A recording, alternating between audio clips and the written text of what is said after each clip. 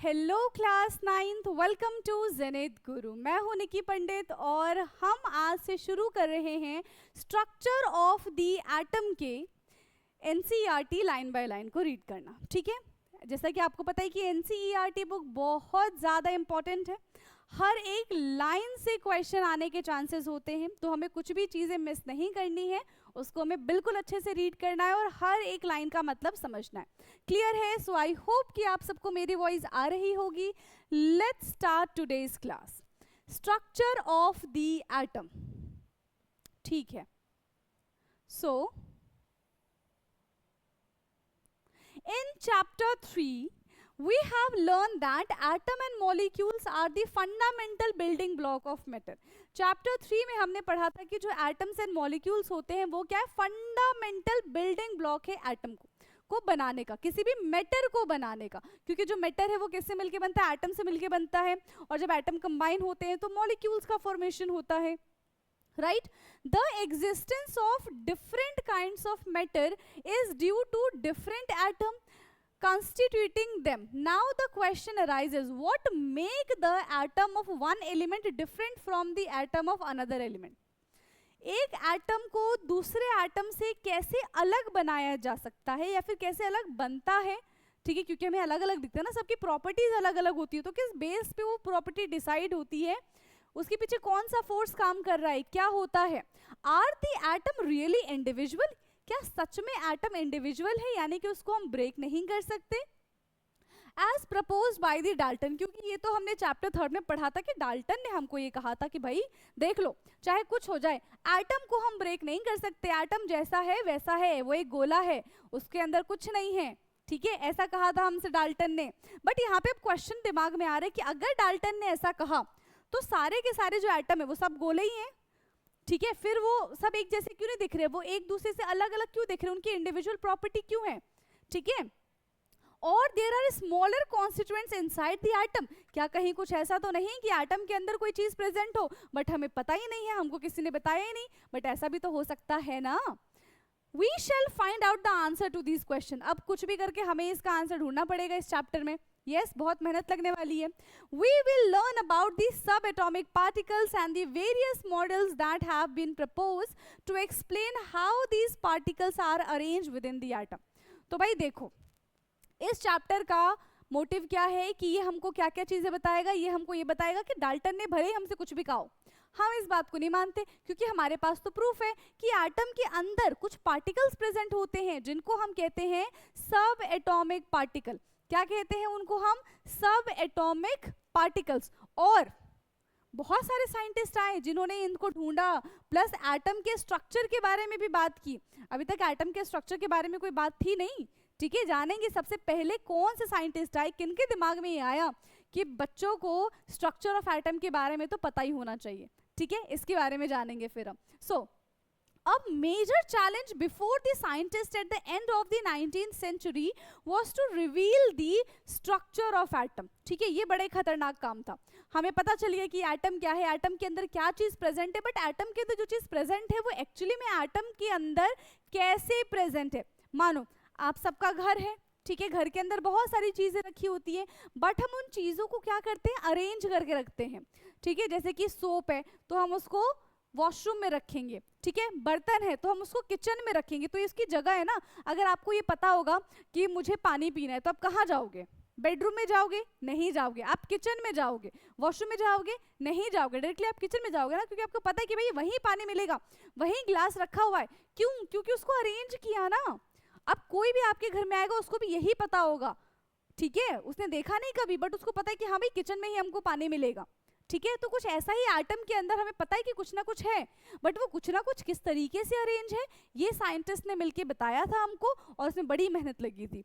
ठीक है, now so structure of the atom as well as to explain its important properties. Structure of atom के बारे में बताया, उसकी प्रॉपर्टीज के बारे में हमें पता चलता है इस चैप्टर में। The elucidations of the structure of atom is based on the series of the experiments. ठीक है, तो जो एटम का स्ट्रक्चर है वो किस पे डिपेंड करता है, किस पे बेस्ड है? सीरीज ऑफ एक्सपेरिमेंट्स पे बेस्ड है। बहुत सारे एक्सपेरिमेंट किए गए जिससे ये पता चला कि हाँ भाई एटम का स्ट्रक्चर ऐसा होता है, एटम के अंदर ये चीजें प्रेजेंट होती हैं और वो इस तरीके से अरेंज है। ठीक, one of the first indications that atom are not individual, सबसे पहला इंडिकेशन क्या है कि एटम इंडिविजुअल नहीं है, क्या है भाई, come from the starting static electricity and the condition under which the electricity is conducted by the different substances. भाई देखो, हर चीज एटम से मिलके बनी हुई है, ठीक है, हर चीज एटम से मिलके बनी हुई, हम उसको घिस देते हैं तो उसमें चार्ज जनरेट हो जाता है, क्यों? अगर कोई न्यूट्रल है तो उसके अंदर अपने आप से घिसने से चार्ज कैसे जनरेट हो जाएगा? मतलब उसके अंदर कुछ ना कुछ चीजें प्रेजेंट है, मतलब वो इंडिविजुअल नहीं है। यहीं पे डाल्टन की बात गलत हो गई। अब तो यहीं पे डाल्टन की बात क्या हो गई, गलत हो गई। देखते हैं भाई। Now characteristics particles in matter, चलो कैरेक्टरिस्टिक्स पार्टिकल्स इन मैटर, ठीक। So for understanding the nature of charged particle in matter let us carry out the following activity. अब मैटर के अंदर चार्ज पार्टिकल है कि नहीं है, कहां से आया, इसके बारे में हम करेंगे एक activity. Okay, so let's start. Activity क्या है, कॉम्ब योर हेयर। तो सबके सब फटाफट से अपना कॉम्ब लेकर आओ और अपने बालों को कंघा करो, है ना। Does the comb then attract the small piece of paper. देखो ये आपने बहुत किया होगा क्लास 8th में, ठीक है। क्लास 8th में इलेक्ट्रोस्टैटिक का एक चैप्टर है जिसमें यही सेम एक्सपेरिमेंट दिया गया है। या तो आप कोम्ब ले लो या तो आप स्केल ले लो। स्केल को भी क्या करोगे, आप ऐसे कंटिन्यूसली रब करोगे और स्मॉल पीसेस ऑफ पेपर रखोगे तो आपको दिखेगा कि हाँ भाई वो उसको क्या कर रहा है, अट्रैक्ट कर रहा है। यहाँ पे है नहीं मेरे पास, मैं दिखा देती नहीं तो, ठीक है। आप खुद से ट्राई करके देखो और मुझे कमेंट बॉक्स में बताना कि आपसे हो पा रहा है कि नहीं हो पा रहा, ठीक। सेकेंड है rub a glass rod with a silk cloth and bring the rod near an inflated balloon, observe what happened. दूसरा क्या कह रहे हैं कि ग्लास रॉड को सिल्क के कपड़े से क्या कर दो, रब कर दो और फिर चेक करो कि क्या उसमें चार्ज आ रहा है। हाँ उसमें चार्ज आएगा भाई, आएगा उसमें चार्ज, ठीक। Now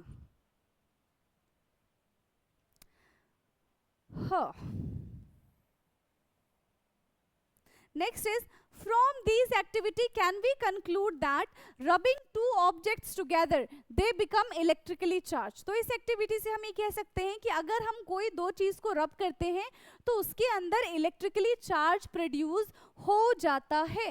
Where does this charge come from? But ये चार्ज आया कहाँ से? Yes, but ये चार्ज आया कहाँ से? This questions can be answered by knowing that an atom is a divisible and consists of a charged particle। तो हमें यहाँ से पता चला कि देखो भैया जो डाल्टन ने हमको बात बताई थी हमने सुन ली पर हमने मानी नहीं, ठीक है। हमने सिर्फ सुन लिया पर हमने माना नहीं। उसके बाद भी एक्सपेरिमेंट जारी रहा, ठीक है। और फिर बहुत सालों की घोर तपस्या के बाद हमें ये पता चला कि देखो एटम जो है वो डिविजिबल है। एटम के अंदर भी कुछ नन्हे मुन्ने से पार्टिकल्स प्रेजेंट होते हैं जिसकी वजह से ये चार्ज आता है, ठीक है। Now many scientists contributed in revealing this presence of charged particle in an atom। अब ये एक की तो मेहनत नहीं है, देख रहे हो कितने सारे साइंटिस्ट आए जिन्होंने डाल्टन को गलत बनाने की ठानी, है ना, कि उनका एक्सपेरिमेंट जो था वो सरासर गलत था, ठीक। कोई बात नहीं। It was known by 1900 that the atom was individual particles but contain at least one subatomic particles। अब देखो 1900 में हमको ये पता चला कि हाँ भाई चलो ठीक है एटम जो है वो इंडिविजुअल पार्टिकल है, मान लिया, लेकिन उसके अंदर एक सब एटॉमिक पार्टिकल्स प्रेजेंट होता है, ठीक है। लेकिन उसके अंदर एक सब एटॉमिक पार्टिकल्स प्रेजेंट होता है, दैट इज द इलेक्ट्रॉन, क्योंकि सबसे पहले यही ढूंढा गया था, ठीक है। सबसे पहले यही ढूंढा गया था तो इतना बोल दिया कि ठीक है इंडिविजुअल मानना है, मान लो इंडिविजुअल, बट हम बोलेंगे ठीक है इंडिविजुअल है बट एक कोई सब एटॉमिक पार्टिकल्स उसके अंदर प्रेजेंट होता है, ठीक है। The electron identified by the J Thomson. तो एक बहुत महान साइंटिस्ट थे सर जे थॉमसन जिनके द्वारा ये इलेक्ट्रॉन ढूंढा गया था। Even before the electron was identified by the E Goldstein 1886 discovered the presence of new radiations. अब देखो यहाँ पे ना एक कहानी है, दोस्तों की कहानी है। दोस्तों की कहानी ये है कि मान लो कि दो अच्छे दोस्त थे, पढ़े लिखे दोस्त थे, साइंटिस्ट बन गए। जिसमें से एक दोस्त था जे थॉमसन, एक था ई गोल्डस्टीन। अब जब दोस्त तभी तक अच्छे होते हैं जब तक वो एक दूसरे की बात मानते हैं और एक दूसरे की वजह से उनको कोई प्रॉब्लम ना हो, राइट। तो हुआ ये कि जैसे ही जे थॉमसन ने इलेक्ट्रॉन की डिस्कवरी कर दी तहलका मच गया, ठीक है। जे थॉमसन ने इलेक्ट्रॉन की डिस्कवरी की, अब तो तहलका मच गया भाई। सब जे थॉमसन की बहुत वाहवाही करने लगे कि वाह वाह वाह क्या ढूंढ दिया है, ऐसी चीजें जो हमने सोची भी नहीं थी, है ना, वो चीज ढूंढ दी। अब ये सब सुन के, इतनी तारीफ सुन के उसके दोस्त को अच्छा नहीं लगा। किनको अच्छा नहीं लगा? ई गोल्डस्टीन को अच्छा नहीं लगा। अच्छा, मेरी तारीफ नहीं हो रही है बट मेरे दोस्त की तारीफ हो रही है, बट ये मैं नहीं सुन सकता, ये मैं नहीं सुन सकता, ये मेरे उसूलों के खिलाफ है। फिर उन्होंने क्या किया, उन्होंने कहा कि जरा मैं भी तो देखूं कि जे थॉमसन ने आखिर क्या कारनामा किया है। तो उन्होंने उनका एक्सपेरिमेंट एक बार देखा, दौड़ के घर गए और फटाफट से वही अरेंजमेंट करने लग गए। ठीक किया उन्होंने, बट क्या होता है ना कि कभी कभी हम बहुत गुस्से में, बहुत जल्दी में होते हैं, तो चीजों को ढंग से देखते नहीं है, ढंग से पढ़ते नहीं है, ढंग से समझते नहीं है। ऐसा ही ई गोल्डस्टीन के साथ हुआ। उन्होंने देख लिया कि इसने एक्सपेरिमेंट किया, मैं भी जरा ट्राई करूंगा कि इसने एक्सपेरिमेंट कैसे किया। उस चक्कर में उन्होंने उल्टा सीधा सारे के जो इंस्ट्रूमेंट थे वो लगा दिए, कैथोड की जगह एनोड कर दिया, एनोड की जगह कैथोड कर दिया। जहां पे उन्होंने फ्लोरोसेंट लगाया था उसके ऑपोजिट डायरेक्शन में इन्होंने फ्लोरोसेंट लगा दिया। लेकिन इनकी किस्मत अच्छी थी, ठीक है, ऐसा बोल सकते हैं, लेकिन इनकी किस्मत अच्छी थी कि इन्होंने क्या किया, इन्होंने देखा कि भाई मेरा एक्सपेरिमेंट थोड़ा सा अलग जा रहा है, मैंने कुछ नया ट्राई किया है क्या। तो यहाँ से उन्होंने प्रोटॉन की डिस्कवरी कर दी, फ्री फोकट में प्रोटॉन की डिस्कवरी हो गई। और फिर हमें भाई पता चला कि नहीं, एक सब एटॉमिक पार्टिकल नहीं है भाई, दो सब एटॉमिक पार्टिकल्स है एटम के अंदर। ठीक, presence of a new radiation in a gas discharge and call them canal rays। Positive को क्या कहा है, कैनाल रेज कहा है। ठीक, these rays were positively charged radiations। Canal raise क्या होता है, पॉजिटिवली चार्ज रेडिएशंस होता है, which ultimately leads to the discovery of another subatomic particles। और यहाँ से दूसरा subatomic particles की डिस्कवरी हो गई, that is proton। तो सबसे पहले जे थॉमसन सर ने इलेक्ट्रॉन की डिस्कवरी की, ई गोल्डस्टीन ने प्रोटॉन की डिस्कवरी की है। ठीक है, this subatomic particles had a charge equal in magnitude but opposite in sign to that of the electron. अब ये जो इलेक्ट्रॉन प्रोटॉन ढूंढा गया, इनके अंदर क्या प्रेजेंट था, इनके अंदर चार्ज प्रेजेंट था। ठीक है, प्रोटॉन और इलेक्ट्रॉन जो है इनके अंदर चार्ज प्रेजेंट था, बट इनका मैग्नीट्यूड सेम था। मतलब जितना नेगेटिव चार्ज है उतना ही पॉजिटिव चार्ज था। इसी वजह से वो इलेक्ट्रिकली होल न्यूट्रल दिखने लग गया। और डाल्टन ने बोला कि भाई एटम तो इंडिविजुअल पार्टिकल है, क्योंकि उस पर कोई चार्ज हमको नजर नहीं आ रहा है। क्यों नजर नहीं आ रहा, क्योंकि यहाँ पे पॉजिटिव और नेगेटिव का जो चार्ज था, जो मैग्नीट्यूड था, वो इक्वल था। ठीक, it was approximately 2000 times as that of the electron and it was given the name of the proton। ठीक, in general an electron is presented as E, इस तरीके से इलेक्ट्रॉन को लिखेंगे शॉर्ट में, and proton is represented as P positive। ठीक, the mass of proton is the mass of the proton is taken as 1 unit and its charge is +1। ठीक है, proton का मास क्या है, 1 AMU एंड चार्ज कितना है उसके ऊपर, +1। इलेक्ट्रॉन के ऊपर चार्ज कितना है, -1 चार्ज है। The mass of an electron is considered to be negligible and its charge is -1। ठीक है, इलेक्ट्रॉन का मास नेग्लिजिबल है, 1/2000, दैट इज नेग्लिजिबल, एंड इसके ऊपर चार्ज कितना होता है, -1 का चार्ज होता है। ठीक है, इसके ऊपर कैसा चार्ज होता है, -1 का चार्ज होता है।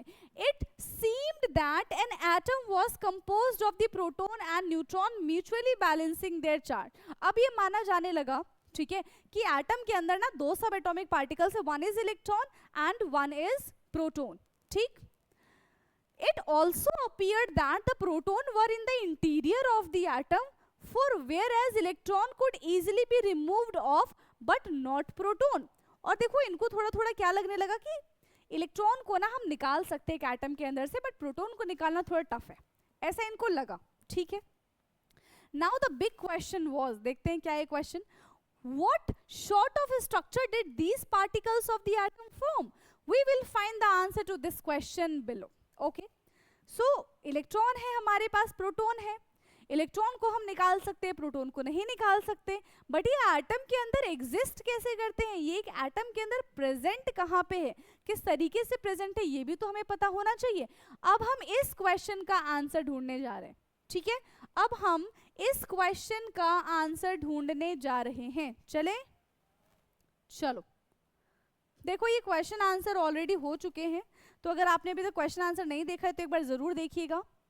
The structure of an atom, the structure of an atom. So we have learn Dalton atomic theory. भाई डाल्टन ने हमें बड़ी चीजें गलत बताई हैं, है कि नहीं है? हम डाल्टन की थ्योरी पढ़ के बैठे, मतलब हमने पढ़ लिया, हमने लर्न कर लिया, हमारे पेपर में आ गया, और अब पता चल रहा है कि जो हमने पढ़ा है, जो हमने लर्न किया है, जिसकी वजह से हमको पूरे पूरे नंबर मिले, वो गलत है. कितना बुरा लगता है. ठीक है, जो हमने पढ़ा वो क्या है, वो तो गलत है. So we have learned Dalton's atomic theory in chapter 3, which suggested that the atom are individual, and ये क्या होता है, इंडिविजुअल है, डिवाइड नहीं हो सकता, but discovery of two fundamental particles inside the atom leads to the failure of this aspects of the Dalton atomic theory. ठीक है, दो चीजें आई, दो चीज से पता चल गया कि भाई डाल्टन भाई साहब ने जो हमको बताया था वो एकदम गलत है. ठीक है, अब थोड़ा थोड़ा उन पे शक होने लग गया. ठीक, okay. Dalton's atomic theory, it was then considered necessary to know how electrons and proton are arrange. अब देखो, जो हो गया सो हो गया. डाल्टन ने, उनको नहीं पता था, तब इतनी डिस्कवरी नहीं हुई थी, उनकी भी गलती नहीं है ना? जो हो गया सो हो गया, कोई बात नहीं, हमने लर्न कर लिया, अच्छी बात है, हमें नंबर मिल गए. अब हुआ ये कि चलो ठीक है, उस बात पे लड़ाई झगड़ा छोड़ देते कि डाल्टन ने हमको क्या बताया क्या नहीं बताया. अब जो डिस्कवरी हुई है, अब हमें पता चल गया ना कि एटम के अंदर चीजें प्रेजेंट है, बट वो चीजें कैसे प्रेजेंट है, अब इस पे फोकस करते हैं, रेदर देन कि डाल्टन ने गलत बता दिया, उसको छोड़ दो, गलती हो गई, नई चीज पे फोकस करेंगे. ठीक, चलो. For explaining this many scientist proposed various atomic models, जिनमें से एक साइंटिस्ट थे जे थॉमसन. उनको बड़ा ही वो था कि अभी अभी मैंने इलेक्ट्रॉन की डिस्कवरी की है, अभी अभी मैं एटम का स्ट्रक्चर बना दूंगा और फिर से फेमस हो जाऊंगा, फिर से मेरी वाहवाही होगी. ठीक, फिर से वो मैदान में कूद पड़े, फिर से वो मैदान में कूदे, और उन्होंने क्या किया, J Thomson was the first one two propose a model of the structure of atom. इन्होंने स्ट्रक्चर ऑफ द एटम बता दिया हमको इलेक्ट्रॉन ढूंढने के बाद. देखे जरा इनका मॉडल क्या था. ओके, हम देखेंगे कि इन्होंने अपने मॉडल में क्या बातें बताई. So Thomson propose the model of an atom to be similar to that of the Christmas pudding. खीर जो होता है, ठीक है, खीर का एग्जाम्पल लिया क्योंकि तब क्रिसमस का टाइम चल रहा था और वो बैठ के आराम से खीर खा रहे थे. ठीक है, फिर उनके कुछ दोस्त आए उनके पास और उनसे कहा कि बहुत फेमस हो गए हो, है ना, ये भी कर लिया वो भी कर लिया, इसका आंसर बता के दो. तो उनसे वो क्वेश्चन पूछने लग गए कि अच्छा, अगर इतना ही पता है कि इलेक्ट्रॉन प्रेजेंट होता है, तुम्हारे दोस्त ने ये पता कर लिया कि प्रोटॉन प्रेजेंट होता है, जरा ये बता दो इलेक्ट्रॉन और प्रोटॉन कैसे एग्जिस्ट करते हैं एटम के अंदर. इनको झाड़ पे चढ़ा दिया. अब इनके दिमाग में क्या है कि अब कुछ भी हो जाए, मैं ढूंढ के रहूंगा, मैं इनको बताऊंगा कि कैसे क्या हुआ है. अब कुछ भी बात बताने के लिए उन्होंने कहा कि देखो भैया, ये है खीर. ठीक है, ये है खीर, क्या है, क्रिसमस पुडिंग है. The electron in the sphere positive charge were like currents, यानी कि जितने भी खीर के अंदर ड्राई फ्रूट्स तैर रहे हैं वो क्या है, वो क्या है, वो सारे के सारे इलेक्ट्रॉन है. In an spherical Christmas pudding we can also think of a watermelon. Christmas pudding नहीं मानना मत मानो, मेरा क्या जा रहा है, वाटरमेलन को भी तो एग्जाम्पल ले लो. उन्होंने कहा ठीक है, वाटरमेलन को एग्जाम्पल लेते. उन्होंने कहा कि जैसे वाटरमेलन में रेडिश पार्ट, लाल वाला पार्ट जो खाने वाला होता है, that is the proton, and the seeds जो उसमें एम्बेडेड होते हैं उसको हमने इलेक्ट्रॉन दे दिया गया. बस यही है हमारे एटम का स्ट्रक्चर. ठीक है, यही है हमारे एटम का स्ट्रक्चर. इन्होंने ऐसा कहा. ठीक है, the positive charge of the atom is spherical all over like the red edible part and the watermelon, while the electrons are studded in the positively charged sphere, उसके अंदर धसे हुए हैं, and these seeds of the watermelon कैसे हैं, वो negative charged है. ठीक है, कैसे हैं वो, नेगेटिव चार्ज है. इस तरीके से जितना भी रेडिश पार्ट है दैट इज द प्रोटॉन और पॉजिटिव स्फीयर, और जितने भी सीड्स है दैट इज कॉल्ड इलेक्ट्रॉन. उन सीड्स को हमने क्या कहा है, उन सीड्स को हमने इलेक्ट्रॉन कहा है. ठीक, उन सीड्स को हमने क्या कहा है, इलेक्ट्रॉन कहा है. ओके, नाउ फिर इतनी बातें हो गई हैं. इतनी बातों के बाद पूरा जो थ्योरी उन्होंने किस तरीके से प्रपोज किया, Thomson propose that an atom consist of a positively charge sphere and the electrons are embedded in it. पहली बात इन्होंने कही. दूसरी बात इन्होंने कही कि जितना पॉजिटिव चार्ज है उतना ही नेगेटिव चार्ज है. That means atom is electrically a neutral. ठीक है, एटम क्या है, एक इलेक्ट्रिकली न्यूट्रल है. The negative and the positive charge are equal in magnitude, so the atom as a electrically neutral. ठीक है, हम भी बड़े खुश कि अच्छा सही है डाल्टन, ये जे थॉमसन ने हमें इलेक्ट्रॉन की डिस्कवरी बताई, तो जे थॉमसन ने हमें अगर मॉडल भी बता दिया तो क्या बुरा कर दिया उन्होंने, सब कुछ अच्छा किया, हम फटाफट से जाके मॉडल लर्न कर लेते हैं, हमारे एग्जाम में आएगा, राइट? ठीक है, कर लिया हमने। बट बाद में हमको ये पता चलेगा कि जो जे थॉमसन का मॉडल हमने लर्न किया एग्जाम में लिखने के लिए, वो बाद में गलत हो गया था।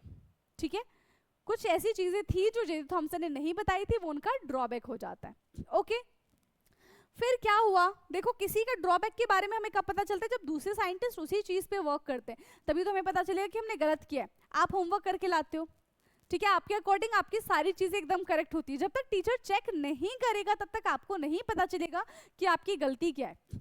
तो कुछ ऐसा ही इनके साथ भी हुआ, जब तक दूसरे साइंटिस्ट नहीं आए, जब तक दूसरे साइंटिस्ट ने इस पे वर्क नहीं किया और अपना एक्सप्लेनेशन नहीं दिया, तब तक इनकी थ्योरी भी सही थी, एकदम सही। लेकिन जैसे ही दूसरे साइंटिस्ट आए, उन्होंने अपनी अपनी थ्योरी दी, पता चला कि ये तो गलत निकल गया, पता चला कि ये तो गलत निकल गया। ऐसा ही होता है हमारे होमवर्क के साथ, अगर जब तक टीचर चेक ना कर दे, ऐसा ना एग्जाम में होता है, ऐसा बोलते हैं कि हम तो एग्जाम में सब कुछ एकदम बढ़िया कर आए, बट जब नंबर मिलते हैं तो टीचर की गलती होती है ना, टीचर ने ज्यादा मार्क्स काट लिए, टीचर क्या है, टीचर को हम पसंद नहीं है, ऐसा होता है ऐसा बोलते हैं, ऐसा होता नहीं है। चलो, although Thomson's model explain that atoms are electrically neutral, ठीक है, थॉमसन ने कहा कि देखो भैया एटम जो होता है वो एकदम इलेक्ट्रिकली न्यूट्रल है। The results of the experiments carried out by the other scientists could not explain by this model as we will see below. फिर दूसरे साइंटिस्ट आए, उन्होंने अपनी कहानी बोली, ठीक है, Rutherford models of an atom. उसके बाद आते हैं second scientist, that is the Rutherford. Rutherford अपना एक खतरनाक से एक्सपेरिमेंट कर रहे थे, अल्फा पार्टिकल की बॉम्बार्डिंग कर रहे थे गोल्ड फॉइल के ऊपर, ठीक है, बहुत शातिर दिमाग था उनका। देखो, Ernst Rutherford was interested in knowing how the electrons are arranged within an atom. Rutherford designed an experiment for this. In this experiment, fast-moving alpha particles were made to fall on the thin gold foil. उनको बहुत था ये जानने की कि आखिरकार एक atom के अंदर इलेक्ट्रॉन किस तरीके से फिक्स है, मुझे तो ये जानना है, ठीक है। तो उन्होंने क्या किया, अल्फा पार्टिकल लिया, गोल्ड फॉइल ली, अल्फा पार्टिकल का बॉम्बार्डिंग किया गोल्ड फॉइल के ऊपर, ठीक। He selected a gold foil because he wanted as thin as layer possible and this gold foil was about 1000 atom thick. उन्होंने गोल्ड की foil ली और क्योंकि गोल्ड इज हाईली मेलिएबल, उसकी सबसे पतली से पतली शीट हम बना सकते हैं, इस वजह से alpha particles were doubly charge of helium, जो अल्फा पार्टिकल्स होते हैं वो डबली चार्ज हीलियम होते हैं, since they have a mass of 4u and the fast moving alpha particles have a considerable amount of energy. जो electrons होते हैं, जो अल्फा पार्टिकल्स हैं, उनकी कुछ ना कुछ अपनी एनर्जी बिल्कुल तेजी से जाते हैं और उससे टकराते हैं। It was expected that alpha particles would be deflected by subatomic particles in gold atom. Since alpha particles were much heavier than the proton, he did not expect to see a large deflection. ठीक है, उन्होंने जैसा सोचा था वैसा उनको deflection यहाँ पे देखने के लिए नहीं मिला, कुछ इस तरीके से, ठीक है। गोल्ड के एटम थे, उसके अंदर इलेक्ट्रॉन्स प्रेजेंट होंगे, प्रोटॉन्स प्रेजेंट होंगे। अब क्या हुआ, अल्फा रेज आए, बहुत सारे रेज तो देखो ऐसे सीधे सीधे सीधे सीधे निकल गए, बहुत सारे रेज थे ऐसे थे जो गए, टकराए और डिफ्लेक्ट हो गए, ठीक है, आए टकराए और डिफ्लेक्ट हो गए। बट एक ऐसा रेज था, ठीक है, एक ऐसा रेज था जो गया और बाउंस बैक हो गया। क्या हुआ, सीधा गया और बाउंस बैक हो गया, उसी डायरेक्शन से उल्टे पैर वो वापस आ गया, ठीक है, उल्टे पैर क्या हुआ, वो वापस आ गया। क्यों? Most but alpha particle scattering experiment give totally unexpected result, बिल्कुल ही अनएक्सपेक्टेड रिजल्ट हमको देखने के लिए मिला। Following observations were made, most of the fast moving alpha particles pass straight through the gold foil, बहुत सारे ऐसे अल्फा पार्टिकल्स तो बिल्कुल सीधे निकल गए उस गोल्ड फॉइल से। Some of the alpha particles were deflected by the foil of some angle. कुछ ऐसे अल्फा पार्टिकल्स थे जो कुछ एंगल से डिफ्लेक्ट हो गए, ठीक। But surprisingly 1 out of every 12,000 particles appear to be rebound. हर 12,000 रेज में से एक रे ऐसी थी जो गई और उसी डायरेक्शन से वापस आ गई, ठीक है, रिबाउंड हो गई। In the word of Rutherford this result was almost incredible, है ना, कि एक पतला सा रुमाल है या फिर टिश्यू पेपर है जिससे अल्फा पार्टिकल्स गए और टकरा के वापस आ गए, मतलब यहाँ पे कुछ ना कुछ तो ऐसा होगा जिसने अल्फा पार्टिकल्स को वापस भेज दिया, मतलब वो अल्फा पार्टिकल से ज्यादा हैवी रहा होगा. As you fire a 15 inches shell as a piece of tissue paper and it come back and hits you, है ना, ऐसे आप टिश्यू पेपर लेके खड़े हो, उधर से गोली लगी आपको और गोली आपको ना लग के टिश्यू पेपर से लगी और वापस उसके पास आ गई जिसने शूट किया था. ठीक है, तो ये क्या है, this is incredible, right, this is incredible. Let us think of an activity in an open field to understand the implications of this experiment. Let a child stand in front of a wall with his eyes closed. Let him throw a stone at the wall from the distance. ठीक है, फिर क्या होगा, he will hear a sound when each stone strike the wall. Yes, जैसे strike होगा दीवार से वो क्या करेगा, साउंड प्रोड्यूस करेगा. If you repeat this 10 times he will hear the sound 10 times. हाँ, but if it is blindfolded, child would throw stones at the barbed wired fence. Most of the stones would not hit the fence and no sound would be heard. हाँ, ठीक है, fence लगा हुआ है, उसमें gap होंगे, पत्थर फेंका, देख नहीं पा रहे, पत्थर फेंका, बहुत सारे पत्थर ऐसे होंगे जो फेंस के जो डिस्टेंस है उससे निकल के चले जाएंगे, बहुत सारे ऐसे होंगे जो उस फेंस से टकराएंगे तो साउंड प्रोड्यूस करेंगे. अगर फेंस से नहीं टकरा रहे हैं तो साउंड प्रोड्यूस नहीं करेंगे, because there are lots of gap in the fence, ये तो आपने देखा ही है, which allow the stone to pass through them. Following a similar reasoning, Rutherford conclude from the alpha particles scattering experiment that most ऐसे alpha particles के बारे में उन्होंने कहा, अपने एटम के स्ट्रक्चर के बारे में उन्होंने कहा कि most of the space inside the atom is empty.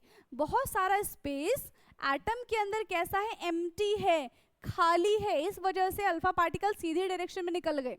Because most of the alpha particles pass through the gold foil without getting deflection. Very few particles were deflected from their path, indicating that positive charge of the atom occupy very little space.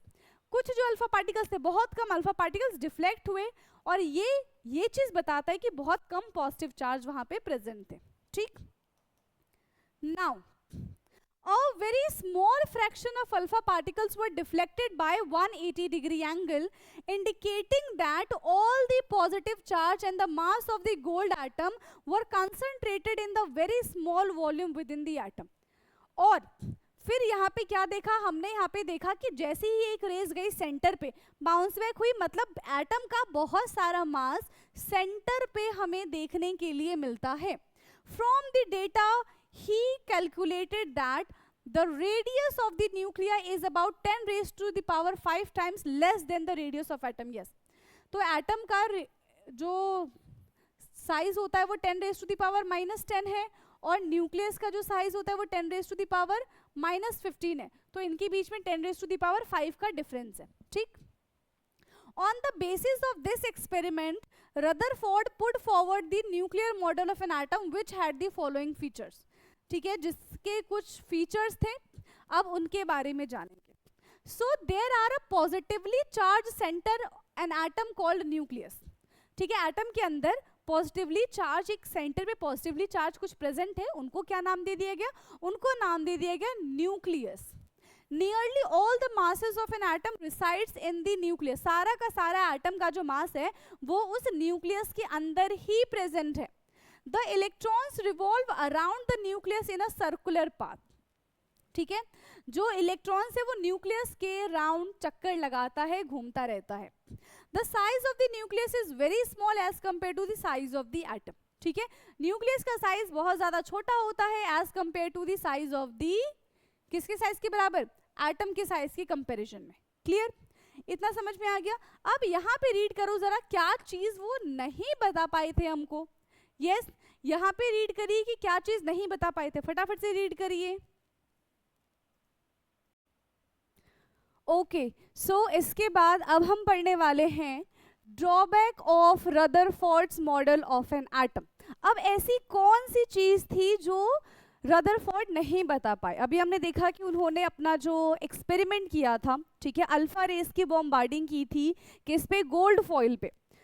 उससे उन्होंने ये पता कर लिया कि हाँ भाई atom के सेंटर पे एक बहुत भारी मास है जिसको उन्होंने नाम दिया न्यूक्लियस। अब कौन सी वो चीज थी जो रदरफोर्ड नहीं बता पाए, वो उनके ड्रॉबैक्स में आ जाएगा। Clear? Now the revolution of the electron in a circular orbit is not expected to be stable. Okay तो इन्होंने ये क्या चीज नहीं बता पाई, ये चीज नहीं बता पाई कि जिस तरीके से इलेक्ट्रॉन सर्कुलर पाथ में रिवॉल्व करता है उसकी स्टेबिलिटी को नहीं बता पाए। होता क्या है कि जब कोई भी चीज रिवॉल्व करेगी, ठीक है, सो इट अंडरगोज एक्सेलरेशन। जब ये अंडरगोज जाएगी, एक्सेलरेशन करेगी, दैट मीन्स इसकी एनर्जी कहीं ना कहीं लूज होगी। जब इलेक्ट्रॉन की एनर्जी लूज होगी तो एक टाइम ऐसा आएगा कि वो कोलैप्स कर जाएगा न्यूक्लियस में। ठीक, पॉजिटिव नेगेटिव पूरा एटम का एग्जिस्टेंस ही खत्म हो जाएगा। तो ये एटम की स्टेबिलिटी के बारे में नहीं बता पाए थे। Any particle in a circular orbit would undergoes acceleration, right? And during acceleration, charged particle would radiate energy. Thus, the revolving electron would lose energy and finally fall into the nucleus.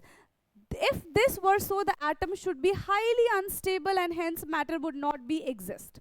ठीक है, अगर कुछ ऐसा होता है तो matter, atom exist नहीं करेगा तो मैटर भी एग्जिस्ट नहीं करेगा, बट मैटर एग्जिस्ट करता है, राइट? दैट मीन्स उन्होंने जो अपनी थ्योरी बताई थी, ठीक है, उसमें वो ये नहीं बता पाए थे कि एनर्जी रेडिएट होगी तो क्या होगा, ठीक है, क्यों एनर्जी रेडिएट करेंगे, वो करेंगे भी कि नहीं करेंगे। बेसिकली स्टेबिलिटी के बारे में उन्होंने कोई बात नहीं की थी।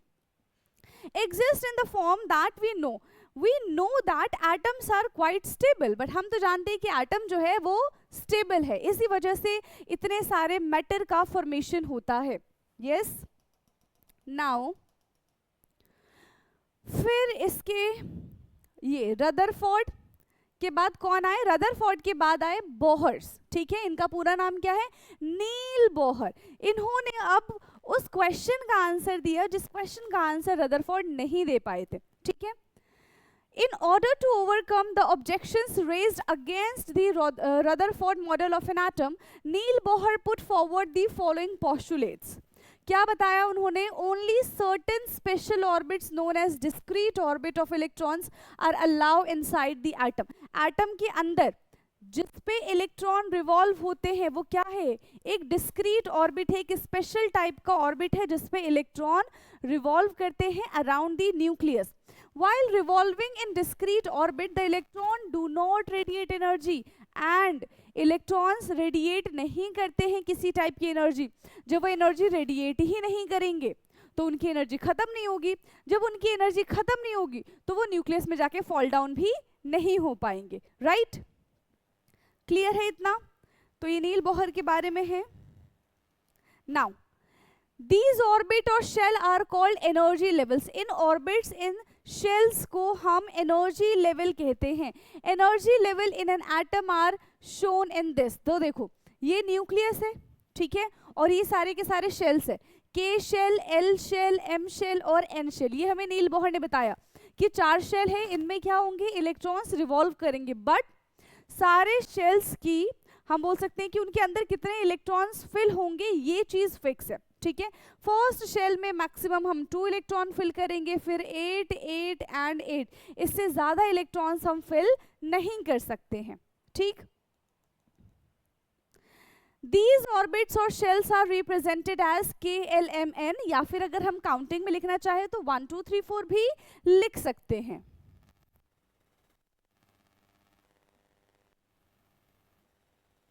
फिर ये क्वेश्चंस है, हमने कर लिया है ये क्वेश्चंस। नाउ न्यूट्रॉन, न्यूट्रॉन इन, देखो न्यूक्लियस की डिस्कवरी हो गई थी। न्यूक्लियस की डिस्कवरी किसने की थी?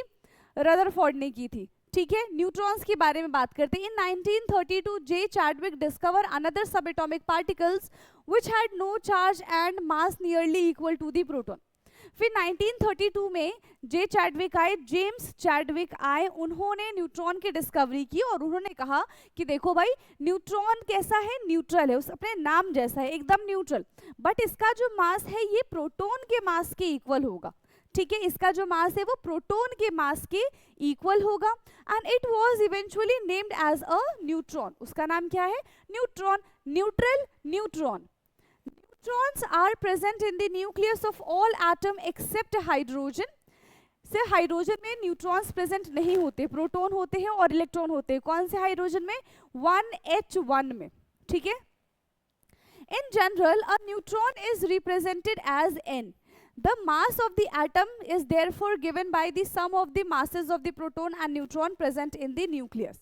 तो एक एटम का मास हम कैसे निकालेंगे? उसके न्यूक्लियस के अंदर कितने प्रोटॉन प्रेजेंट है, कितने न्यूट्रॉन प्रेजेंट है, उससे हम एक एटम का मास कैलकुलेट कर सकते हैं। क्योंकि रदरफोर्ड ने हमको क्या बताया था कि पूरे एटम का मास कहाँ पे कंसंट्रेटेड है? सेंटर पे कंसंट्रेटेड है, न्यूक्लियस के अंदर प्रेजेंट है। Okay, now how are electrons distributed in different orbits और शेल्स? ठीक है, इलेक्ट्रॉन्स किस तरीके से डिस्ट्रीब्यूटेड है एक शेल के अंदर, इसके बारे में जरा हम बात कर लेते हैं। So the distributions of electron in different orbit of an atom was suggested by the Bohr and बरी। ठीक है, किसने सजेस्ट किया था? ये बोहर एंड बरी ने हमको बताया था।